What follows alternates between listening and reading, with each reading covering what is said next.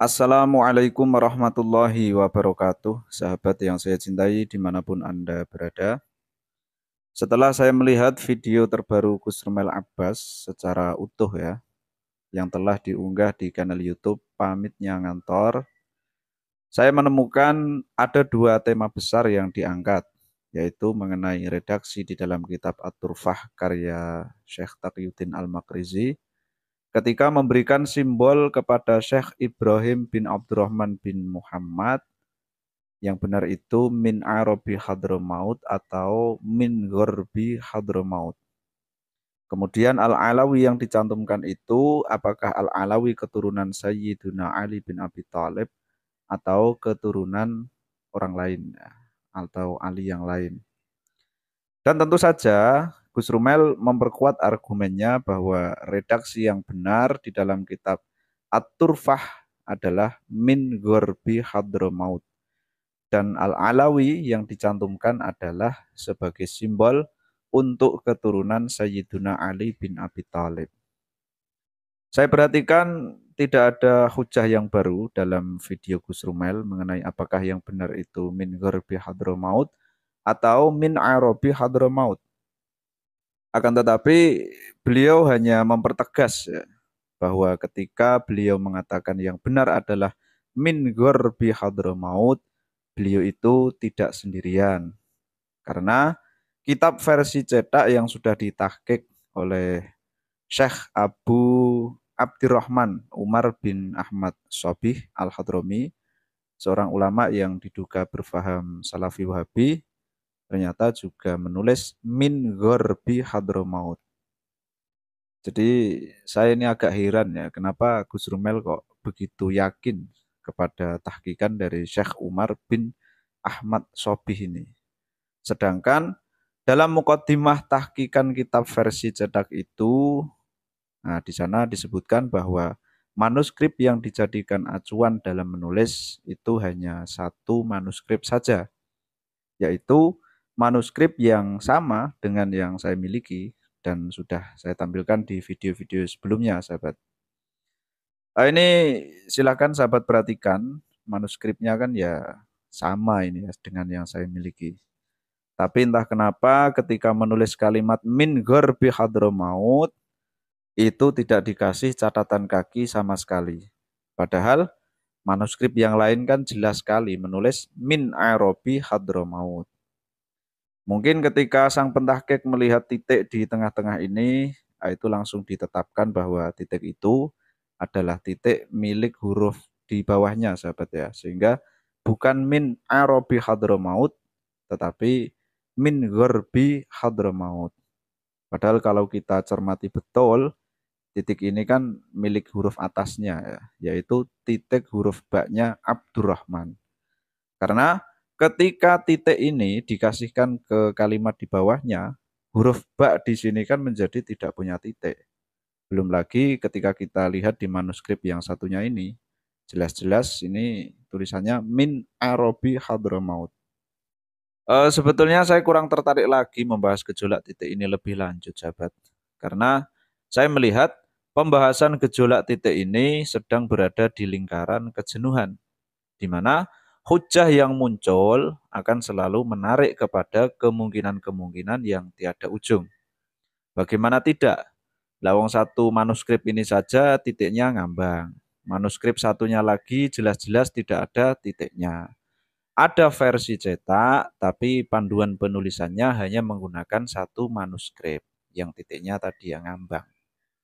Kalau misalnya ada manuskrip asli, asli yang tulisannya Syekh Taqiyuddin Al-Makrizi atau ada kitab lain yang menukil kalimat min Arabi Hadramaut atau min Gharbi Hadramaut, mungkin urusan titik ini sudah selesai, sahabat ya. Tapi berhubung yang ada adalah salinan-salinan dengan kondisi seperti demikian tadi, ya mau gimana lagi? Muter-muternya ya tetap mungkin dan mungkin gitu ya. Oke, sudahlah itu mengenai min Arabi Hadramaut atau min Gharbi Hadramaut. Kemudian mengenai Al-Alawi yang tertera di dalam kitab At-Turfah karya Syekh Taqiyuddin Al-Makrizi, tentu saja Gus Rumel memahami itu sebagai sebuah simbol yang spesifik untuk keturunan Ali bin Abi Thalib. Alasan yang digunakan cukup sederhana, yaitu di masa Abu Buraik, simbol Al-Alawi itu spesifik untuk keturunan Ali bin Abi Thalib. Sehingga ketika Abu Buraik menyampaikan berita kepada Al-Makrizi yang kemudian ditulis di dalam kitabnya yang berjudul At-Turfah ini ya, tentang dua tokoh Ba'alawi yang diberi simbol Al-Alawi, nah itu berarti kedua tokoh yang disebut adalah keturunan Sayyiduna Ali bin Abi Thalib.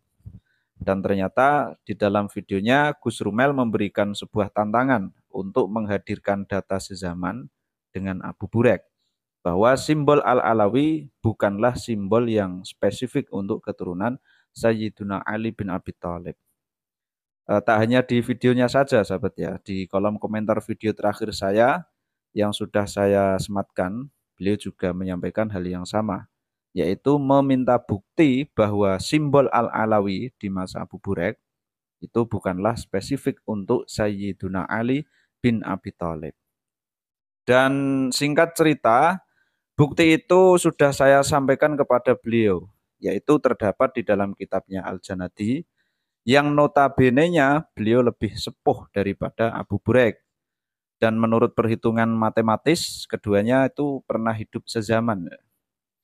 Di kitabnya Al-Janadi ini jelas sekali sahabat ya, ada penyebutan nama seorang tokoh dengan simbol Al-Alawi.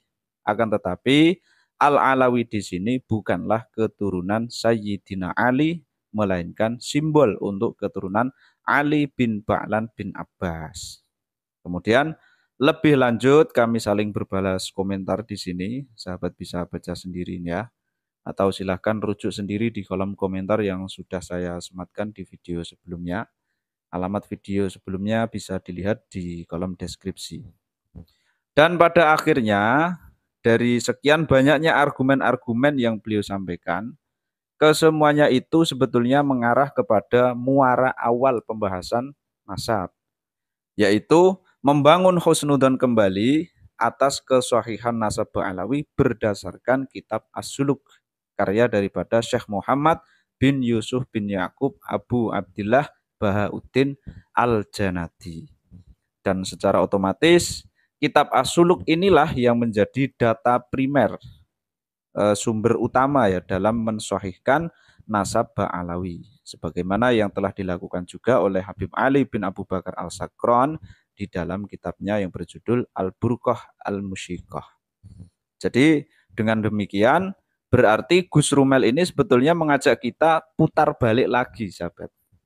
Putar balik lagi ke pembahasan awal tentang kitab As-Suluk, yang mana sekitar hampir setahun yang lalunan lah ya, waktu masih lebaran Idul Fitri, Kiai Haji Imaduddin sudah tegas menyampaikan bahwa klan Ba'alawi dalam kitab As-Suluk itu bukan leluhurnya Ba'alawi para habaib yang sekarang.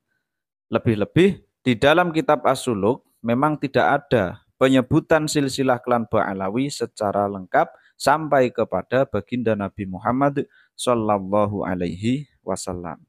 Untuk lebih lengkapnya bagaimana hujah-hujah yang dibangun oleh Kiai Haji Imaduddin, sahabat bisa buka kembali ya tulisan beliau yang berjudul Rengginang dari Banten, untuk Habib ini ya, Habib Hanif Al-Atos. Alamatnya silahkan buka di kolom deskripsi. Dan pada akhirnya pembahasan kalimat Al-Alawi di dalam kitab At-Turfah ya lagi-lagi berada dalam titik kejenuhan, di mana hujah-hujahnya akan berangkat dari komparasi kitab lain yang ditulis setelah kitab As-Suluk, disampaikan dengan kata mafhum, dan berakhir pada sebuah kesimpulan-kesimpulan yang masih bernuansa kemungkinan. Dan kemungkinan itu ya bisa besar, bisa kecil, tergantung bagaimana sudut pandang yang digunakan dan bagaimana cara memahaminya.